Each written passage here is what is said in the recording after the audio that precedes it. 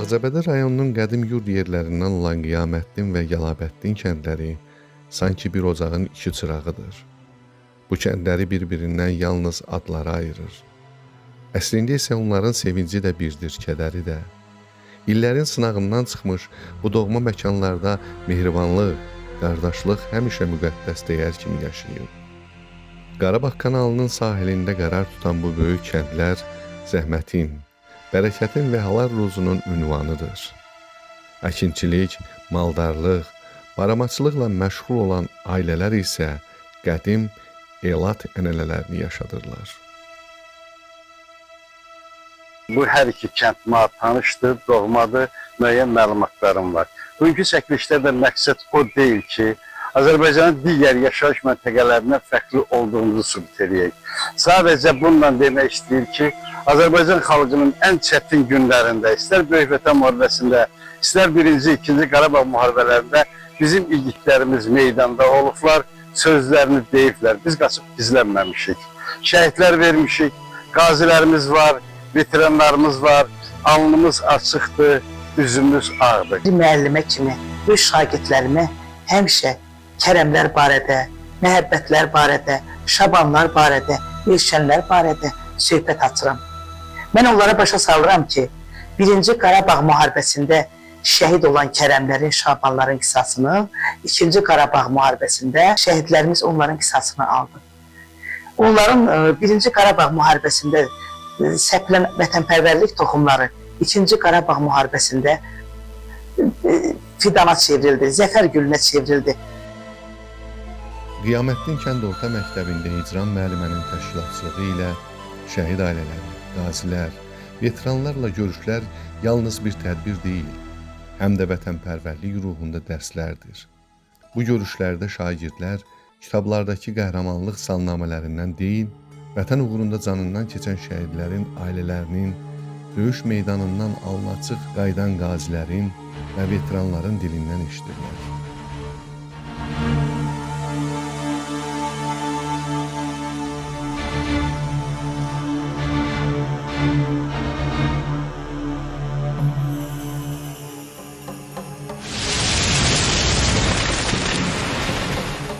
Bəzi insanlar ömürlərini yaşayır, bəzi insanlar ömürlərini vətənə çevirirlər. Quliyev Məhəbbət Arzuoğlu da vətənə çevrilən ömürlərdən biri oldu. O, 1993-cü il noyabrında Aşağı Qiyamətdin kəndində dünyaya gəldi. Kənd həyatının sadəliyi, ata ocağının tərbiyəsi və torpağa bağlılığı onun xarakterindən xüsusi iz bırakmışdı. Ailədə qardaş olmuşuq, çox mehriban olmuşuq.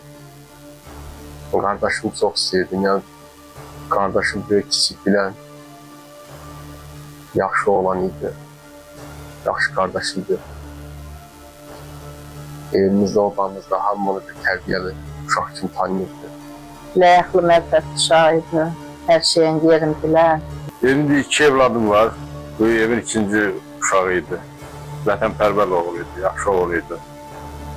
Bu vətən müharibəsi başlayan vaxtları bu döyüşlərə qoşuldu.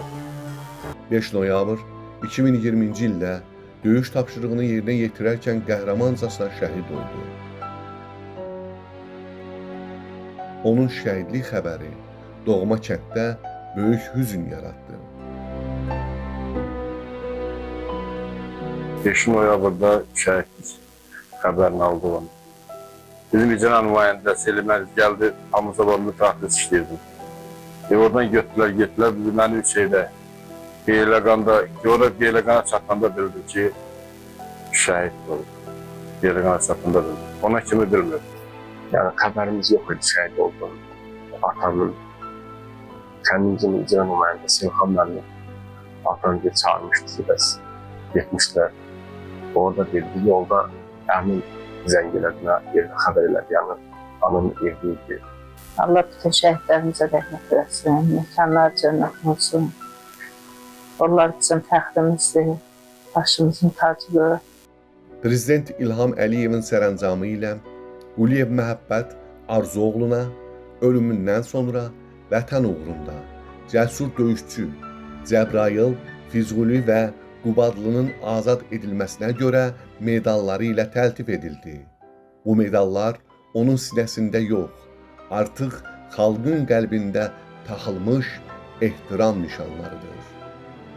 Bugün onun adı yaşadığı küçədə yaşayır.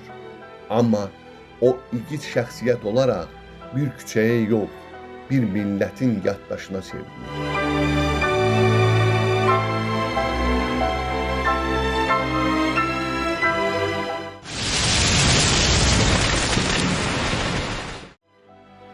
Hüseynov Çingiz Mustafaoğlu 1959-cu ildə Ağcabədi rayonunun Aşağı Qiyamətdin kəndində dünyaya göz açmışdı.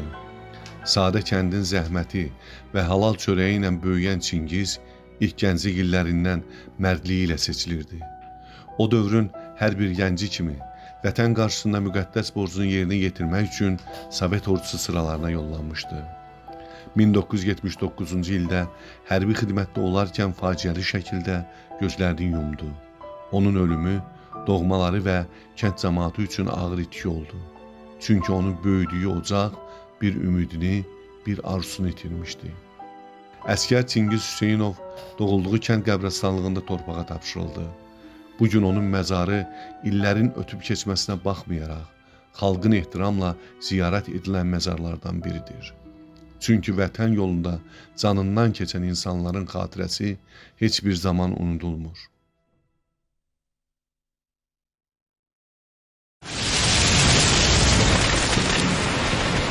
Qurbanov Şaban Quluoğlu 1972-ci il noyabr ayın 8-də Aşağı Qiyamətdin kəndində dünyaya göz açıb. İlk orta təhsilini doğma kənd məktəbində alıb. Həm qardaşımdır, həm yoldaşımdır. Çox gözəl uşaqlığımız olub. Bir yerdə oynamışıq, oturmuşuq, durmuşuq. Yəni qardaşım o qədər gözəl bir qardaş idi ki, nəyin kimi qardaş, həm də yoldaş idi mənim üçün. Şabanın haqqında mən belə deyə bilərəm ki, Şaban uşaqlığını dağlarda keçirdi. Dağların qoynunda keçirdi. Uşaqlığı çox qəşəng uşaq olub, həssas uşaq olub. Valideynlərinin yanında böyümüş uşaq olub. Elə bir övlad olub ki, yəni ki, o, nətər deyim, bacının, qardaşın, hamının yanında onun hörmət olur. Qurbanov Şaban Qarabağ uğrunda gedən ağır döyüşlərdə böyük igidlik göstərərək, Fərux dağı uğrunda gedən qanlı savaşlarda mərdliklə vuruşub. O, vətən torpaqlarının müdafiəsi naminə son nəfəsinə qədər döyüşərək 1992-ci il oktyabrın 28-də qəhrəmancasına şəhidlik zirvəsinə ucalır. Oktyabrın 26-sı günü Fərux dağı deyilən Ağdam rayonunun ərazisində Fərux dağını azad ediblər. Bunlara 2 günlük məzuniyyət veriblər. Gəliblər evdə atamla, anamla, bacılarımla görüşüblər, bir də qayıdıblar. Həm yerlisi İbrahimov Kərəmlə. 28 günü bunlar qaydanda görüblər ki, həmin Fərux dağın mənfur ermənilər alıblar. Elə həmin günü də onları şəhadətə ucaldığı gündür. Onu xarici əskəriyə göndərdilər. Orada əskəriyin çəkib qutarana yaxın o gəldi ki, vətəndə müharibə gedir. O neçə dəfəndən könüllü yazıb gedir ki, mən gedirəm döyüşə. Atam bilib narazı olub, anam bilib narazı olub. O hamımızdan xəlbət 92-ci ildə o gedib dağlara döyüşə, öz könüllü ilə. Söz yox ki, şəhid ailələrinə, şəhid atalarına, şəhid analarına, şəhid qardaş və bacılarının hamısına Allah məqamlarınıza olsun deyirəm. Allah onlara səbir versin, ki biz qarşıyıq. Yəni onların məqamları elə bir məqamdır ki, bugünkü günü mən də istəyərdim ki, kaş Allahın altında mən də şəhid olayım. Mən qardaşımın adı ilə fəxr edirəm, qardaşımın ucalığı ilə fəxr edirəm. Bütün şəhid bacılarına, analarına da səbir diləyirəm. Onlar da mənim kimi anadılar, bacıdılar, onların da başları həmişə dik dursun. Nə bilim, qardaşlarından, bacılarından danışanda fəxrinlə danışsınlar. Yəni ki, onlar bizim baş ucalığımızdır. Onlar bizim uzun dilimizdir. Yəni ki, onlar vətən uğrunda gediblər, namus qeyrət uğrunda gediblər. Mən Qurbanov Şaban, şəhidəm Qurbanov Şabanın adını daşıyıram və bununla qürur duyuram. Mənə bu adı atam verib, 5-ci ay 2013-cü ildə anadan olmuşam. Mənə cəmiyyətdə hörmət edirlər və mənə rəğabətlə yanaşırlar. Şəhid ailəsi olduğum üçün. Qurbanov Şaban Quluoğlunun xatirəsini əbədiləşdirilmək məqsədi ilə yaşadığı küçənin onun adı verildi. El-obanın igid oğluna ehtiram əlaməti olaraq Şaban bulağı da inşa edildi.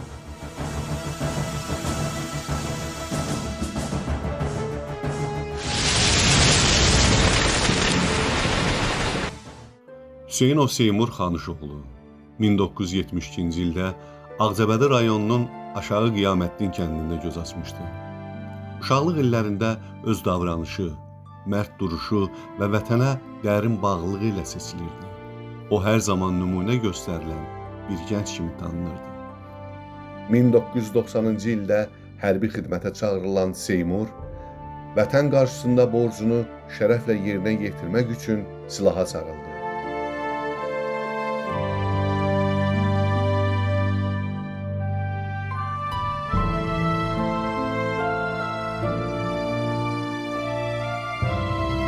Qısa ömür yaşasa da, vətən uğrunda göstərdiyi fədakarlıq onu əbədiyyətə qovuşturdu. Seymur Hüseynov doğma kənd qəbirstanlığında torpağa tapşırıldı. Bugün onun məzarı yalnız bir əskər qəbri deyil, həm də bir xalqın yaddaşında əbədi yaşayan, igidliyin, sədaqətin və yarımçıq qalan gəncliyin simvoludur.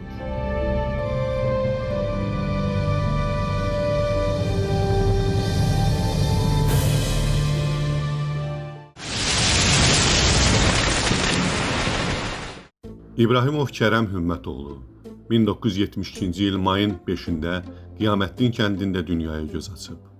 1989-91-ci illərdə həqiqi hərbi xidmətini başa vurduqdan sonra Qarabağda başlayan qanlı hadisələr onun da taleyini döyüş yollarına bağladı.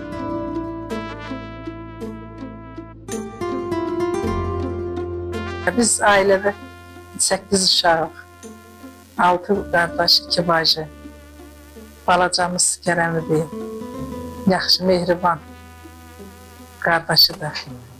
Kərəm barədə xatirələrim belədir ki, yəni xoş xassəli, gülər üzlü, ahıl insanları, valideyni, qardaşlarının hörmətini qazanan uşaqdır. Orta məktəbi, Yaman kəndi orta məktəbində oxudu, başa vurdu. Sovetlər dövrəmində Rusiya, Qazaxıstan vilayətində hərbi xidməti başa vurdu. Gələndən sonra elə bir il böyüldü, 5-6 ayda belə gəlmişdi. Məlum müharibə ermənilərdən başladı. Getdi Qarabağ uğrunda gedən döyüşlərə qatıldı, könüllü şəkildə. Fərrux dağı uğrunda gedən ağır döyüşlərdə o, qorxmazlığı və igidliyi ilə silahdaşlarının hörmətini qazandı. Atəş yağışı altında belə geri çəkilməyən Kərəm son nəfəsinə qədər torpaq uğrunda döyüşdü. 28 oktyabr 1992-ci ildə şəhidlik zirvəsinə ucaldı. Onun şəhidlik xəbəri gələndə yəni inanmırdıq o şəhid olan. Şəhid olmağına heç vaxt inanmırdıq. Axtardı atam, qardaşlarım. Bir ildən artıq hər gün gedib onu axtarırdılar. Füzulidə, nə bilim, Ağdamda gedib axtarırdılar. Yəqin deyirdilər, tapayaq, heç vaxt inanmırdılar. Hələ də heç inandırıcı deyil ki, o şəhid olsun. Mən qardaşımla fəxr edirəm. Vətən uğrunda döyüşlərə qoşulub, qəhrəmancasına həlak olub. Vətənpərvər olduğuna görə, vətəni çox sevdiyinə görə mən onu çox sevirdim, vətəni çox istəyirdim, qardaşlar içində çox fərqlənirdi, istiqamı idi. Haksızlığa qarşı barışmaz idi həmişə. Erməni cəllaflarına qarşı səfərdəri yolunda könüllü səfərdəriyə getdi. Vətən uğruna gedən döyüşlərdə komandı ilə birlikdə həlak oldular. Son görüşümüz onu müharibəyə yola saldıq. Gülə-gülə müharibəyə yola saldıq, getdik. Kəndimizin qəlbində Kərəm Şaban yarası, bu iki dərdli ananın ömür ciyər parası. Ağrını, şərbətini içdilər, Kərəm Şaban deyərək bu dünyadan köçdülər. Onların ürəyində Dərdləri silinmədi. Bu iki cavanların məzarı bilinmədi. Yaşadığı küçə onun adını daşıması xalqın qəlbində necə böyük ehtiram qazandığının canlı şahididir. Çünki vətən uğrunda canından keçənlər zaman keçsə də unudulmurlar. Onlar xalqın yaddaşında əbədi, canlı qəhrəmanlara çevrilirlər.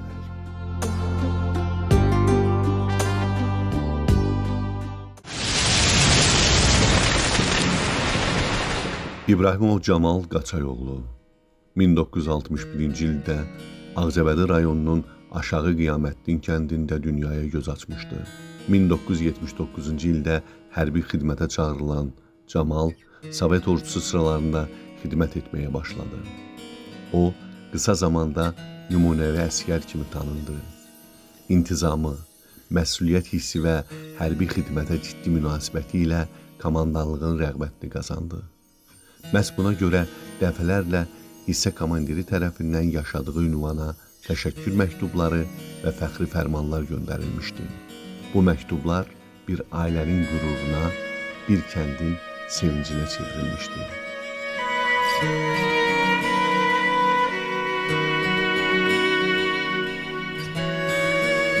Lakin taleyin amansız hökmü Camalın ömür yolunu yarımçıq qoydu.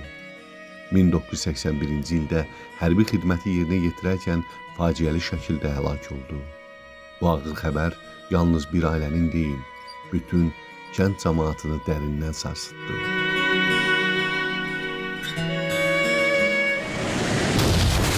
Həsənov Elşən Etibaroğlu 31 dekabr 1997-ci ildə Ağcabədi rayonunun Aşağı Qiyamətdin kəndində sadə və zəhmətkeş bir ailədə dünyaya göz açmışdı.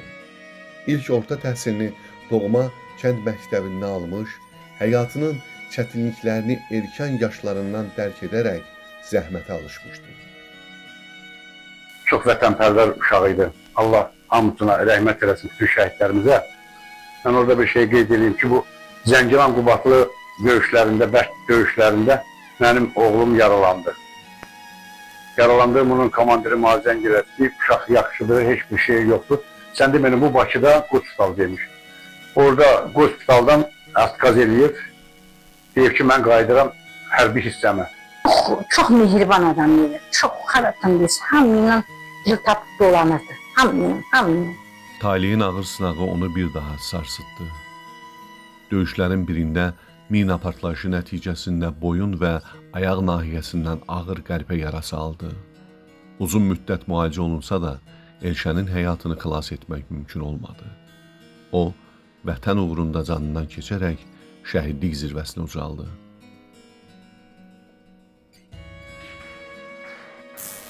Çox arzuları var idi. Anasına deyib ki, ana, vaxt olacaq. Balaca evimiz vardı. Balaca idi. Böyük oğlum yox. Kiçik həmişə deyirdi ki, ana, bu daxaldan çıxıb səni villalara yaşadacağım ana. Benim yuxularıma girir, tez-tez girir yuxularıma. Ne diyeyim, vermişək kimi girir, mama çağırır beni. Mama, bana su ver, həmişə su istəyim yani. Yuxuma girən həmişə su istəyim. Elşən vətən torpağına canını fəda edərək əbədi ölümsüzlüyə qovuşdu. Bugün onun adı Azad Qarabağın küləyində dalğalanan bayrağımızda və xalqın yaddaşında yaşayır. Çünki vətən uğrunda canından keçməyə hazır olan oğullar ölmürlər. Onlar millətin qüruruna və əbədi tarixinə çevrilirlər.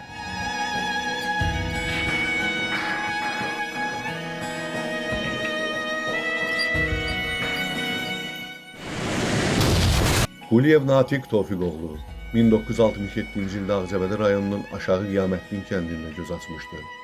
Uşaqlıq və gənclik illəri doğma kənddə keçən Natiq zəhmətkeşliyi, sadəliyi və vətənpərvərliyi ilə tanınırdı. O, hər bir gənc kimi vətən qarşısında müqəddəs borcunu yerinə yetirmək üçün Sovet ordusu sıralarına yollanmışdı. Natiq hərbi xidmətini böyük şərəf və məsuliyyətlə başa vurdu. Lakin taleyin amansız hökmü onu doğmalarına qovuşmağa imkan vermədi. 1987-ci ildə xidmətini başa vuraraq vətənə dönərkən Tbilisi-Bakı qatarında erməni daşnaqlarının törətdiyi terrorun qurbanı oldu. Natiqin itkisi doğmalarının qəlbində sönməyən bir niskilə çevrildi.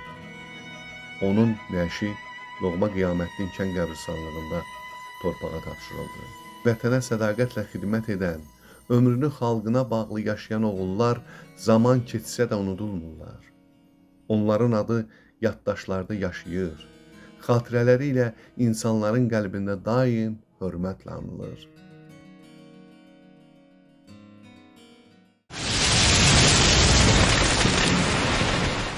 Gəlabəddin kənd orta məktəbində Məmməd müəllimin tədris etdiyi tarix dərsləri yalnız keçmişi öyrədən fənd deyil, həm də şagirdlərin qəlbində vətən sevgisi, milli ruh formalaşdırır.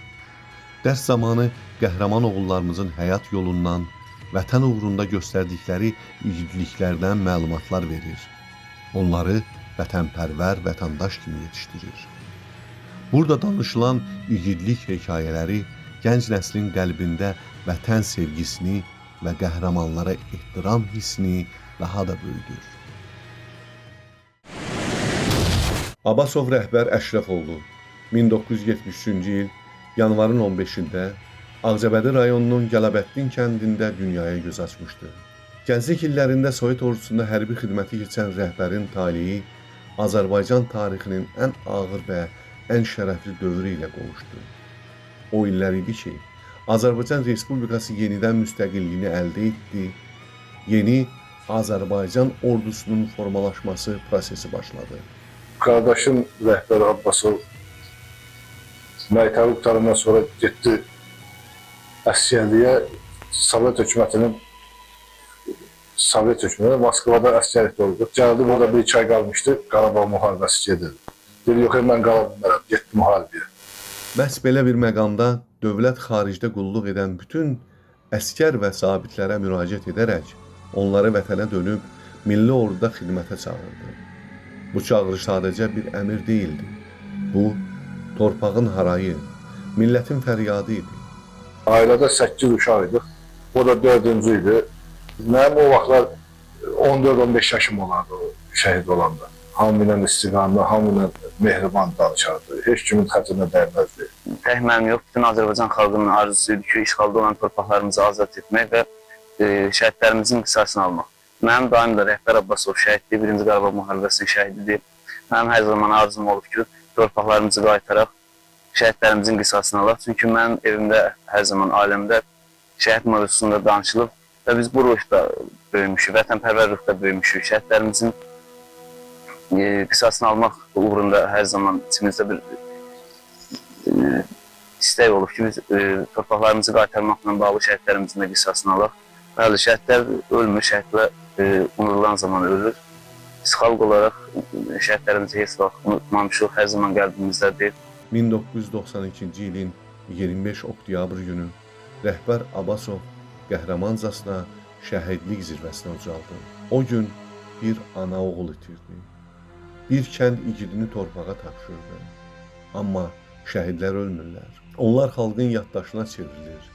Çünki vətən uğrunda canından keçən insanın adı zamanın yaddaşına həkk olunur. Allah şəhidlərə rəhmət eləsin, qazilərə can sağlığı versin. Həyat hələ üçün biz misli görməmiş, biz göstəriş verir. Heç kim bilmir ki, kim nə tərəfə gəlir.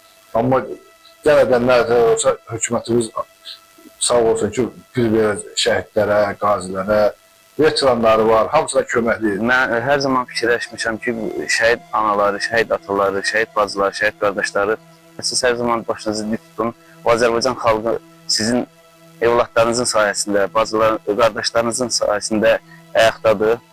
Şəhidlər olmasa bizlər də olmarıq. Bugün onun adına əbədiləşdirilməsi üçün oxuduğu məktəbi və yaşadığı küçəyə şəhidin adı verilib. Bu sadəcə bir ad deyil, gələcək nəsillərə bir örnəkdir. Bu məktəbdə oxuyan şagirdlər, həmin küçədən keçən insanlar bilirlər ki, bu torpağın azadlığı belə igid oğulların qanı bahasına qazanılır.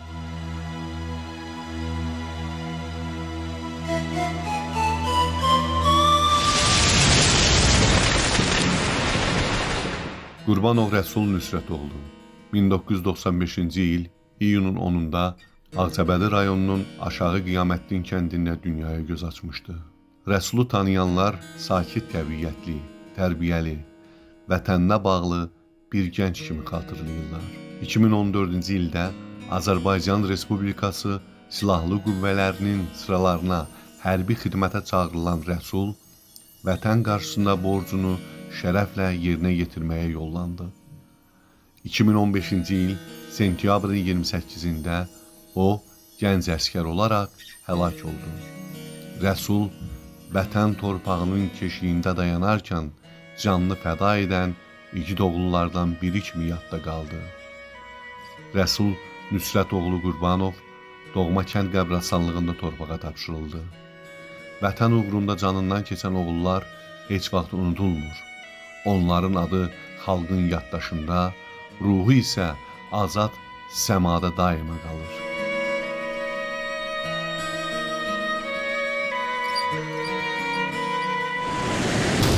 İbişov Marif Xasayoğlu 1973-cü il yanvarın 1-də Ağcabədi rayonunun Gələbəddin kəndində dünyaya gəlmişdi.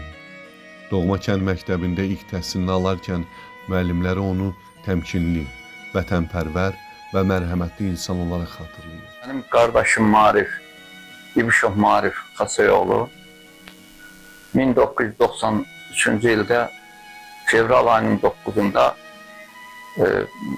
mənim yanımda mən aparıb yola salmışam müharibəyə. Mən uşaq olarkən qardaşım həmişə bizim əlimizdə oynadardı. Həmişə başını çıxardı. Vətənpərvər haqqında çox şey söhbət edərdi. Heç ağlıma gəlməzdi ki, Dağlıq Qarabağda böyük bir müharibə olar və orada gedib şəhid olar. Mən ona çox uşaq idim. 1993-cü ildə Xocavənd rayonunun Nərgiztəpə uğrunda gedən qeyri-bərabər döyüşlər zamanı onun ömrünün son, amma ən şərəfli səhifəsinə çevrildi. Düşmənlə üz-üzə dayanan Marif qəhrəmancasına vuruşaraq şəhidlik zirvəsinə ucaldı. Azərbaycan ərazisinin azadlığı naminə canından keçmiş qəhrəmanlardan biri əbədiyyətə yola salındı. Şəhid Marif İbişov doğma kənd qəbirstanlığında torpağa tapşırıldı. Getdim Səngərə. Gedəndə siriyaz qoymadı, çığırdı. Biri gəlməyim, atışmadı. Hara gəlsən? Ağladım. Dedim yoxa getdi. Deyəndə yanımda çox oğlan vardı. Dedi qorxmaya Allah haqqını. 12 gün oxu gördüyüm Nərgiztəpəni. Ayaq-yanı gəzdim, tapmadım. Gəldi uşaqlar, el obuya Allah dəyməsin, yığışıb oturmuşlar, dedi getmə. Deyirlər, meyif gətirirlər hospitala. Bunlar gedəndə, bunlar dedi qoyanası gəlsin. Əynə nə giyinmişdimsə, Ağdam şandan almışdım. Əynə əlimlə nə giyinmişdimsə, hamısı paltarı götürdüm, baxdım, hamını. Baxdım, ürəyim qısıldı. Qısılanda dedilər, bərkdir. Batsız o tam soruyor, dedi, bərkdir, ağlama. Ağlamadım, dedim, hə, budur. Götürdülər, məni qoydular ayrı maşına, Meydiqoyla gətirib dəfnlədir. Adını əbədiləşdirilməsi üçün yaşadığı küçəyə şəhidin adı verilib. Burada keçən hər insan bilməlidir ki, Marif kimi oğulların arzusu yarımçıq qalan bir ömrü yaşayır. Bəzi insanlar uzun ömür sürür, amma iz qoymadan gedirlər. Bəziləri qısa ömür yaşayıb bütöv bir xalqın yaddaşına çevrilirlər. İbişov Marif Xasayoğlu da məhz belə unudulmayan qəhrəmanlardan biridir. Adı və ruhu vətənin azad səmasında yaşayan şəhidlərdəndir. Xankişiyev Şamo Rəşidoğlu 1994-cü il noyabrın 27-sində Aşağı Qiyamətdin kəndində göz açmışdı. O, uşaqlıq illərində sadəliyi, mərdliyi, vətəninə bağlılığı ilə seçilən gənclərdən idi. İlk təhsilini doğma kənd məktəbində alan Şamonun böyüdüyü mühitdə torpağa sevgi, yurda sədaqəti və el-obaya bağlılığı müqəddəs amal kimi yaşayır. 2020-ci ildə hərbi xidmətə yollanan Şamo Xankişiyev vətən qarşısına borcunu şərəflə yerinə yetirdi. Hərbi xidmətini intizamlı, məsuliyyətli və vətənpərvərliyi ilə seçilən gənc əskərin ömür yolu faciə ilə yarımçıq qalıb. Bəzən insanlar kiçik qısa ömür yaşasalar da, amma xatirələri uzun illər yaddaşlardan silinmir. Şamo da onu tanıyanların qəlbində geniş ürəkli, vətənini sevən, saf duyğulu bir gənc kimi qalacaq. Məmmədov Aslan Bayramoğlu 1983-cü ildə Ağcabədi rayonunun Aşağı Qiyamətdin kəndində dünyaya göz açıb.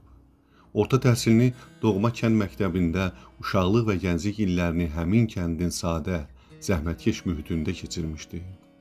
Hərbiyə yollanan Aslan, vətən qarşısında borcunu şərəflə yerinə yetirən gənclərdən biri idi.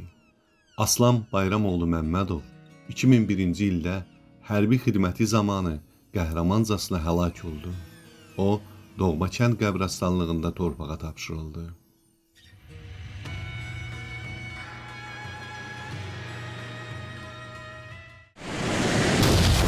Quliyev Famil Aslanoğlu 1972-ci ildə Ağcabədi rayonunun Aşağı Qiyamətdin kəndində dünyaya göz açmışdı. O dövrün hər bir gənci kimi vətən qarşısında müqəddəs borcunu yerinə yetirmək üçün Sovet ordusu sıralarına yollanmışdı. Hərbi xidməti illərində Famil intizamlı və nümunəvi əsgər kimi tanınırdı. Lakin taleyin ağır yazısı onun gənc ömrünü yarımçıq qoydu. 1991-ci ildə xidməti borcunu yerinə yetirərkən qəhrəmancasına həlak oldu. Famil Quliyev qısa ömür yaşasa da, özündən sonra mərdlik və vətənə sədaqət nümunəsi qoyub getdi. Belə oğullar zaman keçsə də unudulmurlar. Onların adı millətin yaddaşında ehtiramla yaşayır.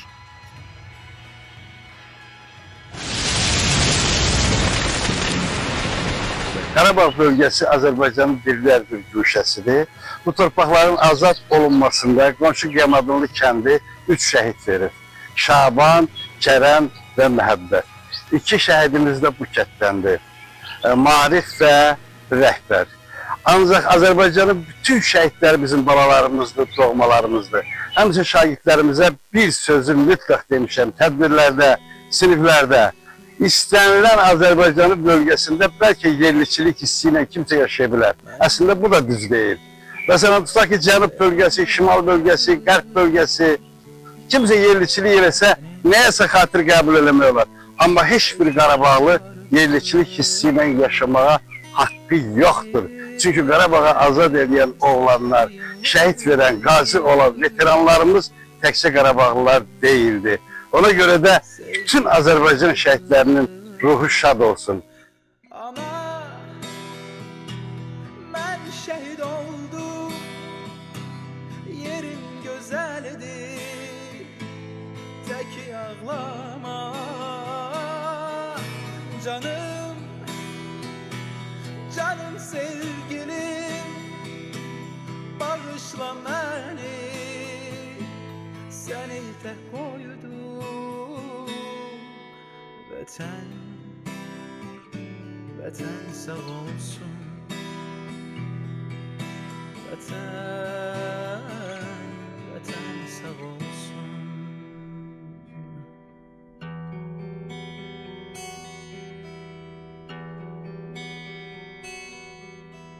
Mənim çox deyiləcək sözlərim vardı, ürəyimdə qaldı. Mənim bir vətənim var, Azərbaycanım, doğma diyarım. Ana, mən şəhid oldum, yerim gözəldir, təki ağlama. Canım, canım sevgilim, bağışla məni, səni tək qoydum. Ana, mən şəhid oldum,